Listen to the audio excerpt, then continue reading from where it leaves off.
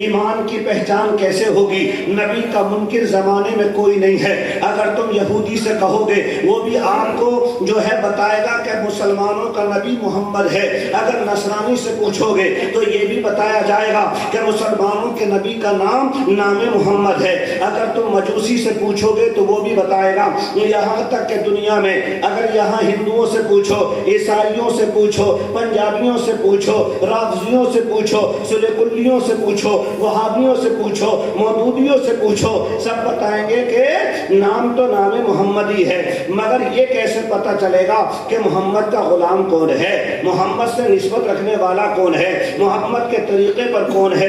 تو اس کے لیے اب ہمیں سہارا لینا پڑے گا۔ اب ہم دیکھیں گے کہ صدیق کا جو ہے زندگی گزارنے کا جو طریقہ ہے وہ یہ امتی کتنا اپناتا ہے، فاروق اعظم کی محبت اس کے دل میں کتنی ہے، عثمان غنی سے محبت کتنی ہے۔ اب اگر تمہیں صدیق سے محبت ہوگی تو زبان پر سچ جاری ہو جائے گا، اگر عمر سے محبت ہوگی تو فیصلے بہتر کرو گے، اگر عثمان سے محبت ہوگی تو تلاوت قرآن زیادہ کرو گے، اور علی سے محبت ہوگی تو روزے رکھ کر اللہ کی راہ میں میدان عمل میں نکل کر اسلام کی خاطر محنت زیادہ کرو گے۔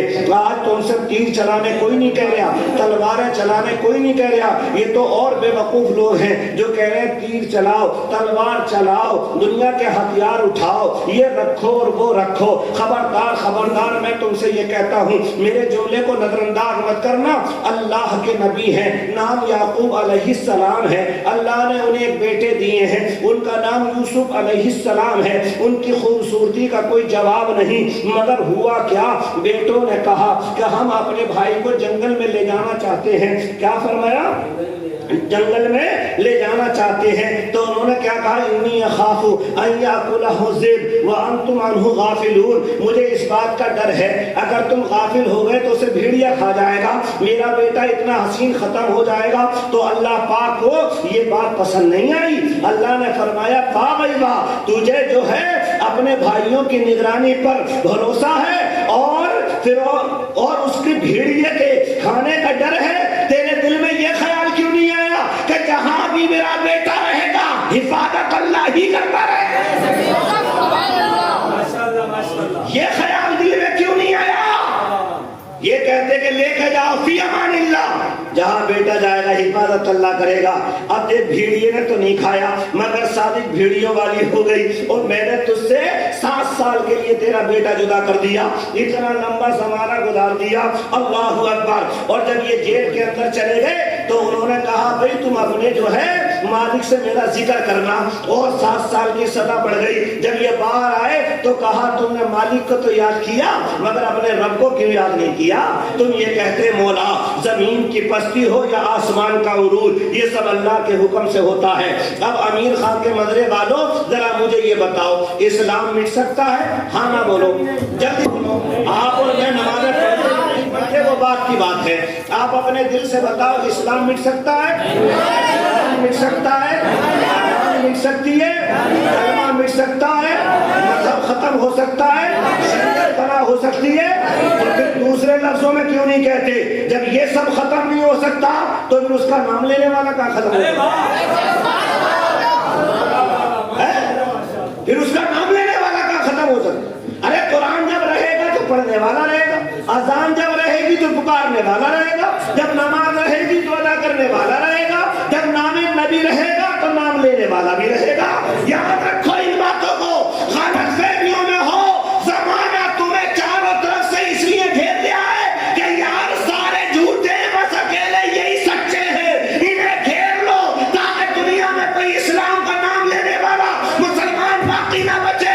میں یہ کہتا ہوں اگر ساری دنیا بھی گھیر لے گی تب بھی آواز یہی نکلے گی، اسلام کی فطرت میں قدرت نے لچک دی ہے، اتنا ہی یہ ابھرے گا جتنا کہ تباہی ہے۔ ایک مسلمان مرتا ہے اللہ اس کے صدقے میں 1 لاکھ لوگوں کو ایمان کی دولت دے۔ واہ واہ واہ واہ، نعرہ تکبیر، کھڑے ہو کے استقبال کریں، کھڑے ہو کے نعرہ تکبیر، نعرہ رسالہ، مذہب اسلام، مذہب اعلیٰ حضرت فیضان عظمت اسلام، فیضان عظمت اسلام، عرص مقدس حضرت اللہ محمد قاسم صاحب قبلہ۔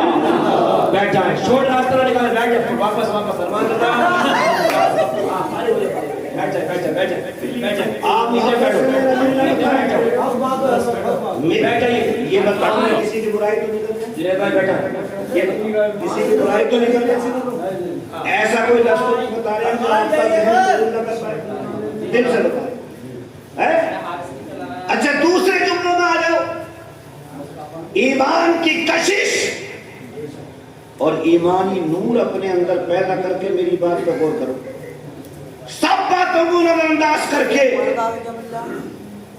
جس کی حفاظت اللہ کرتے اسے تو مٹائے گا, ہاں نہ بولے.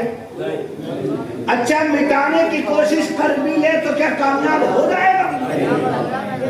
آؤ قرآن کے بارے میں, قرآن کے بارے میں فرمایا گیا اِنَّا نَحْنُ نَزَّلْنَا الذِّكْرَ وَإِنَّا لَهُ لَحَافِظُونَ. یہ قرآن ہمارا ہے, اس کی حفاظت ہم ہی کریں گے. تو کائنات کو بنانے والا رب یہ فرماتا ہے کہ ہم کریں گے اس کی حفاظت. کس کی؟ قرآن کی. تو یہ بتاؤ قرآن قیمتی ہے یا صاحب قرآن؟ توجہ یہاں سے لو.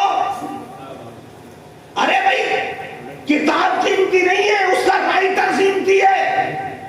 اگر کھو گئی تو دوسری لکھ دی جائے گی.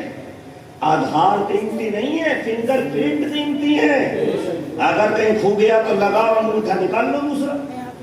تم کسی کی تصویر چھاپ کے لے جاؤ اور کہو میرا ہے, تو جب انگلی لگاؤ گے تو پتہ چلے گا تمہارا فنگر پرنٹ آئی نہیں رہے یا آدھار تمہارا ہے ہی نہیں. یہ تصویر تمہاری لگ رہی ہے, معاملہ کچھ اور ہے.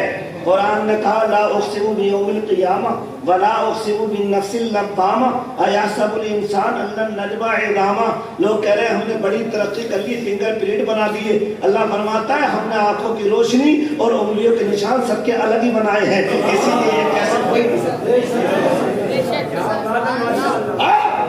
لوگ لینس لگاتے نا, لینس یار آنکھیں الگ الگ ہیں. واہ بھائی واہ, تیری آج تک سمجھ میں نہیں آئی. ٹینٹ ہوئے سب کے ایک طرح ہیں مگر آواز الگ الگ ہے.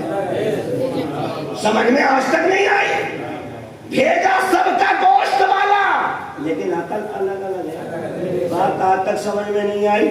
سب آئے اماں کی پیٹ سے پیدا ہو کے مگر قسمت سب کی الگ الگ ہے. ایک ٹھیلا لگا کے بھیک مانگ رہا, دوسرا گاؤں میں پدھانی کر کے پورے گاؤں کو جوت رہا ہے. تو ایک ہی اماں کے فرق کیسے ہوا؟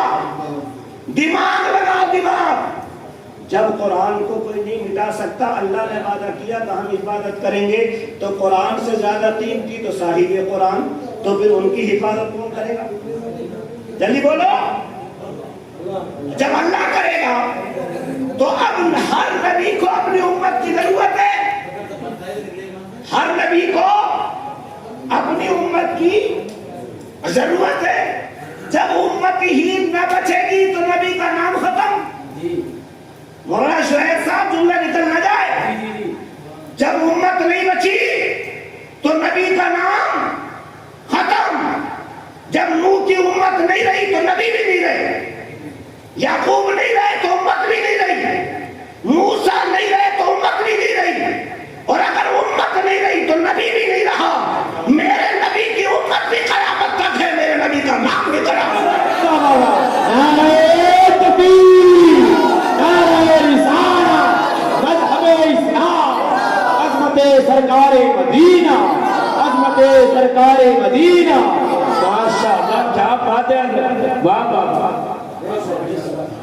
ارے بھائی جو چور ہوگا وہی تو اپنے لیپ ٹاپ کے سافٹ ویئر اڑا دے گا. ہاں نہ بولو. جو منتری بھرشٹ ہوتا ہے وہی تو اپنے بیٹھنے والے کاریالیہ میں آگ لگا دیتا ہے. اور بولو. اسی تحصیل کے لیپ ٹاپ چرتے ہیں جہاں پر زمینوں میں گھوٹالے ہوتے ہیں. اور بولو. بات صحیح ہے. اور قرآن کہتا ہے کہ نہ حرف کا فرق نہ زبر کا فرق. پتہ چلا کہ قرآن میں کوئی گھوٹالا ہے ہی نہیں. نہ آسمان میں بدلا نہ زمین میں بدلا. اور اگر یقین نہ ہو تو میں بتا دوں, اور یقین کر رہے ہو تبھی تو میری بات سن رہے ہو, ورنہ میری بات دل سے سنتے کیوں؟ باپ نے مسجد بنائی, بیٹے نے قرآن سنایا. ایک لفظ میں زبر زیر میں فرق آ گیا. پیچھے سنانے والوں سننے والوں نے روک دیا, پڑھنے والے رک گئے. پھر دہرایا, پھر غلطی ہو گئی, وہ کچھ اور پڑھ لیتے, وہ کچھ اور پڑھ لیتے. رکوع کر کے نماز کی تسکین حاصل کر کے کہا حضرت جس قرآن میں نے یاد کیا اس میں یہ لکھا ہے, صحیح ہے. انہوں نے کہا اور اٹھاؤ, 2-3 قرآن اور اٹھائے گئے. اٹھانے کے بعد میں 2 قرآنوں میں وہ مل گیا جو امام صاحب پڑھ رہے تھے, اور 2 میں وہ مل گیا جو سامع صاحب بتا رہے تھے.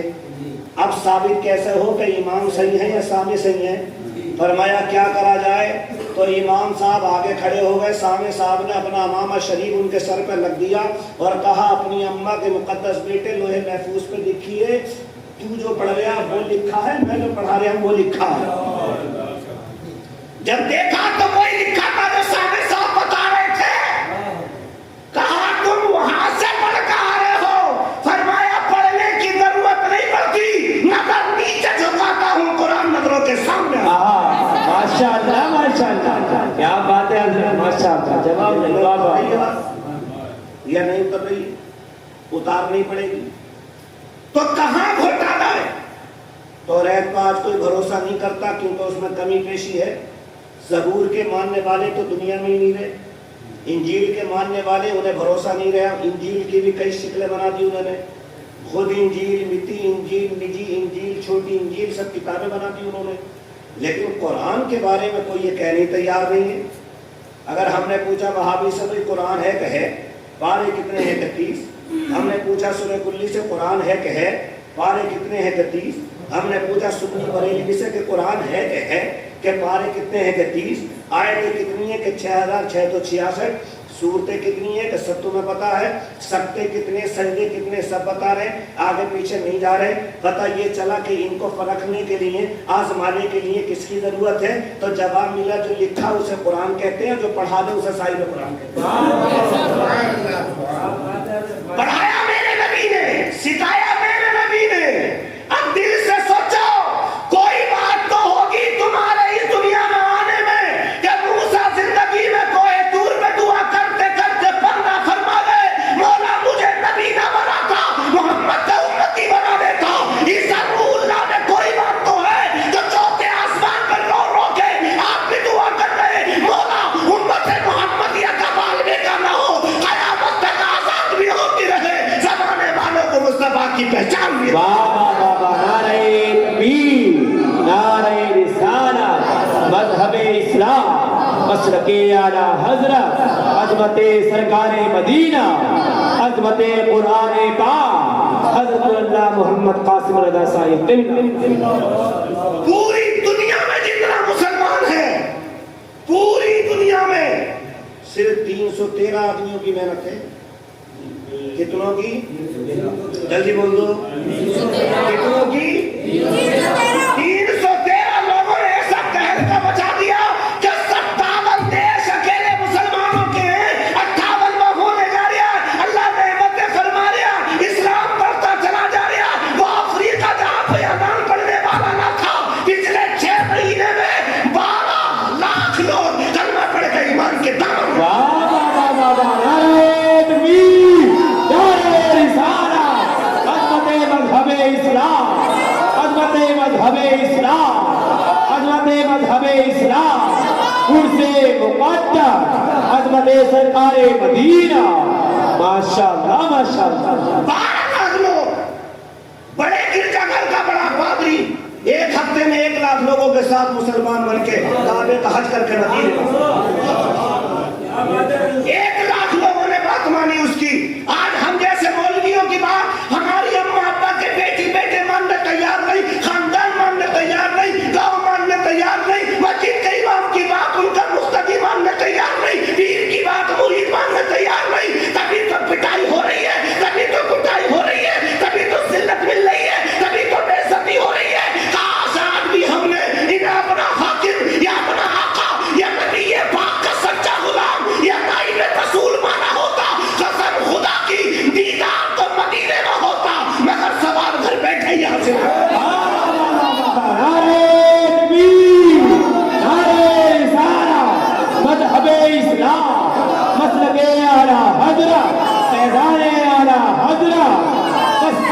بستی قریہ قریہ بستی بستی قریہ قریہ حضرت اللہ مفتی محمد قاسم رضا صاحب قبلہ ماشاءاللہ سے پریشانی کا سبب بنا ہے تمہارے مذہب پہ بونگی اٹھا رہے جنہیں کھانے کا تمیز نہیں پینے کا تمیز نہیں رہنے کا تمیز نہیں کھڑے ہو کے پیشاب کرنے والا تمہیں بتائے گا شریعت کیا ہے قرآن کیا ہے حرام کھانے والا بتائے گا ایمان کیا ہے اسلام کیا ہے تمہیں دنیا کے اندر لوگوں کا حق مارنے والا بتائے گا کہ شریعت رسول کا قانون کیا ہے جنہیں کھانے کی تمیز نہیں جانوروں کا پیشاب پینے والے تمہیں بتائیں گے کہ مذہب اسلام کیا ہے اللہ کی قسم تمہیں اللہ کا قرآن بتائے گا کہ اسلام کیا ہے تمہاری تعریف زمانہ نہ کرے مت کرنے دو تمہاری تعریف وہ کرتا ہے جسے اللہ اپنا محبوب بتاتا ہے تمہاری تعریف دنیا نہ کرے تو مت کرنے دو تمہاری تعریف اللہ کا قرآن کرتا ہے کنتم خیر امۃ اخرجت للناس تأمرون بالمعروف وتنہون عن المنکر جب آئے تھے قوم بنی اسرائیل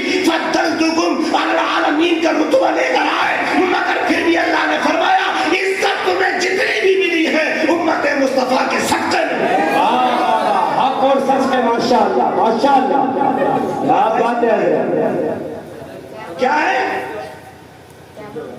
انعمت علیکم وانی فضلتکم علی العالمین اللہ فرماتا ہے میں نے بے شمار نعمتیں دے کے تمہیں عزت دار بنا دیا دنیا میں کن سے کہا یہ موسیٰ کی امت سے عیسیٰ کی امت سے بنی اسرائیل کے نبیوں کی امت سے مگر جب نام محمد کی باری آئی تو اللہ نے یہ نہیں کہا اللہ نے یہ فرمایا الیوم اکملت لکم دینکم واتممت علیکم نعمتی ارے ہم نے دین بھی تم پہ مکمل فرما دیا اور ساری نعمتیں چاہے جنت کی ہو یا دنیا کی ساری نعمتیں مصطفیٰ کے صدقے میں پوری فرما دی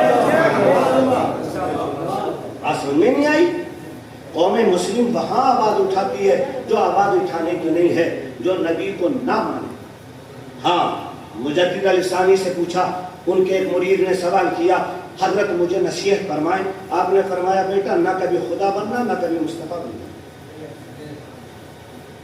اور حضرت نہ کبھی خدا بننا نہ مصطفیٰ بننا یہ کیا مطلب ہو گیا فرمایا جو تم کہو وہی ہو جائے یہ شان خدا کی ہے جو چاہے وہ کرے یہ شان خدا کی ہے خدا مت بننا اور تمہاری بات دنیا میں کوئی نہ ٹھکرائے کوئی انکار نہ کرے یہ بات مصطفیٰ کی ہے سب نہیں مانیں گے تمہاری بات جس نے مصطفیٰ کی بات کو مانا مومن جس نے نہیں مانا کافر تمہاری بات کو تو حد فاصل رکھ کر کے تولا جائے گا تم کس دائرے کو ہو اس دائرے میں مانا جائے گا جب اتنی بات کہی حضرت تو یہ بتائیے مجھے کدھر جانا چاہیے آپ نے فرمایا سارے دروں کا در در مصطفیٰ ہے سب کو چھوڑ کر وہیں جانا چاہیے کیا کہا جلدی بولیے سارے دنیا کی دروں میں سب سے بڑا در کون سا کون سا در کھانا بولو مصطفیٰ کا در ہے ایمان سے بولو جنت بڑی ہے میری مصطفیٰ کھانا بولو جبریل بڑے ہیں یہ میرے مصطفیٰ آخرت بڑی ہے یہ میرے مصطفیٰ آسمان بڑا ہے یہ میرے مصطفیٰ کل کائنات بڑی ہے یہ میرے مصطفیٰ تو پھر میں کسی سیڑھیے کے دروازے پہ بیٹھ کے منت مراد مانگتا رہوں تو مجھ سے بڑا بھکاری کون ہوگا ارے ارے نعمت سے مانگو نا یار کوئی سلیقہ ہے آرزو کا نہ بندگی ہے میری نہ بندگی میری بندگی ہے یہ سب تمہارا کرم ہے آقا کے بعد اب تک بنی ہوئی ہے واہ واہ واہ